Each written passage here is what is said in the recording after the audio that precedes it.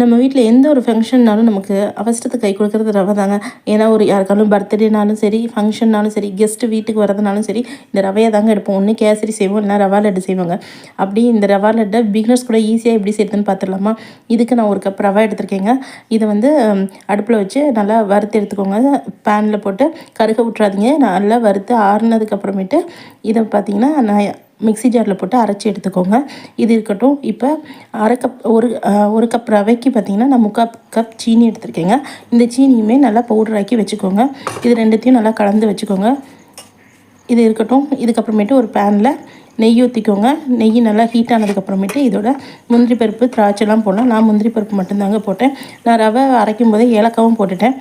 அதனால் நல்லா ஃப்ளேவராக இருக்குங்க. அதுக்கப்புறமேட்டு கை பொறுக்கிற சூடு வந்தோன்னே நீங்கள் ரவா லட்டு மாதிரி பிடிச்சிக்கலாம். உங்களுக்கு பிகினர்ஸாக இருந்தீங்கன்னா இதில் லைட்டாக பால் ஊற்றி பிடிச்சிங்கன்னா ரவா லட்டு சூப்பராக இருக்குங்க. கண்டிப்பாக ட்ரை பண்ணி பாருங்கள். ஓகே, பாய்.